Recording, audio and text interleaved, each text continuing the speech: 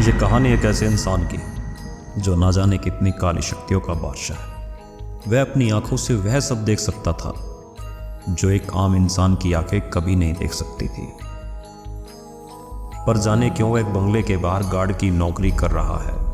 इलियास ने जब से अपने घर को छोड़ा है तब से वह आज तक अपने घर नहीं गया। उसकी बूढ़ी माँ आज भी उसका इंतजार कर रही है। उसकी बूढ़ी आंखों से पानी भी सूख चुका है, पर उसकी आंखें आज भी अपने बेटे को देखने के लिए बेकरार है। समय निकलता रहता है। अचानक इलियास को नौकरी से निकाल दिया जाता है। जहां वो इतने सालों से नौकरी कर रहा था, उसको किसी एक छोटी सी गलती की वजह से निकाल देते हैं। मन में इस गुस्से को लिए वह अपने आप को शांत रहने की कोशिश करता है, पर जाने क्यों उसे आज अपने घर, अपने माँ बाप की याद आती है और चल पड़ता है वह उस जगह जो उसे बरसों पहले अपनी शक्तियों की वजह से छोड़नी पड़ी थी। चलते चलते शाम हो जाती है और अंधेरे का साम्राज्य फैलने लगता है। उसकी नज़र दूर एक खंडर में तब्दील हुई हवेली पर पड़ती है। उसकी आंखों को वह दिख जाता है जो एक आम इंसान देख ले तो उसका कलेजा बाहर आ जाए। हवेली के पास पहुंचकर चारों तरफ देखता है। दूर तक वीराने के अलावा कोई इंसान नजर नहीं आता। चांद की रोशनी में वह हवेली और भी ज्यादा खतरनाक लग रही थी। रात का सन्नाटा जो दिल को दहला दे।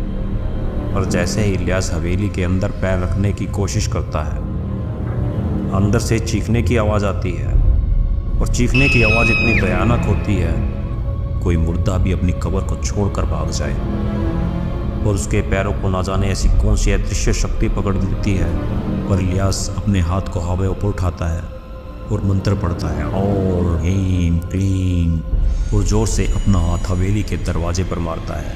दरवाज़ा खुल जाता है और अंदर से चीखने की आवाज़ें आने लगती हैं। अंदर भयानक प्रेत आत्माओं का तांडव दिखाई देने लगता है, पर इलियास पर जैसे इनका कोई असर ही नहीं पड़ता। वो अंदर बढ़ने की कोशिश करता है। एक प्रेत आत्मा इलियास पर हमला करती है। इलियास उसे सावधान करता है, कहता है अगर उसने उसको नुकसान पहुंचाने की कोशिश भी की तो उसको इसका भयानक परिणाम भुगतना पड़ेगा।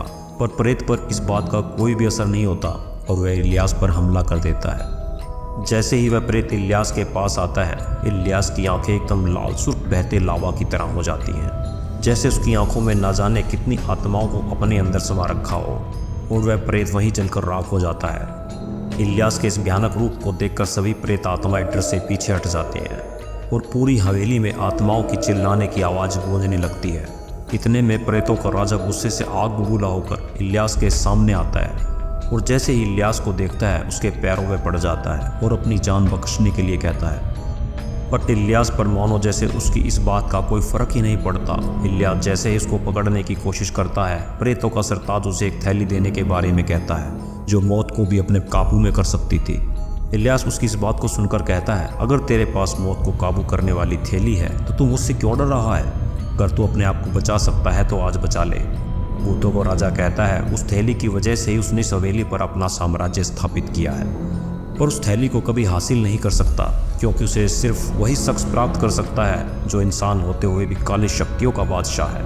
इतना कहकर वैसे हवेली के तहखाने में ले जाता है और कई हजार सालों से जमीन में दफन उस थैली को इलियास को पकड़ाता है।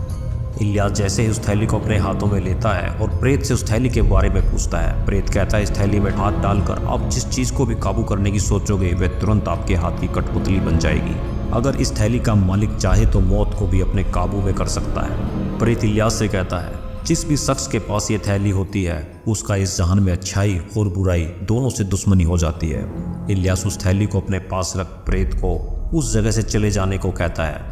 प्रेत कहता है कि अब वह हमेशा उसके साथ ही रहेगा क्योंकि उसने उसको अपना मालिक मान लिया है। अब इलियास जहाँ भी जाएगा वह सदा उसके पीछे पीछे आएगा क्योंकि अब वह उसका हमेशा गुलाम बनकर रहेगा।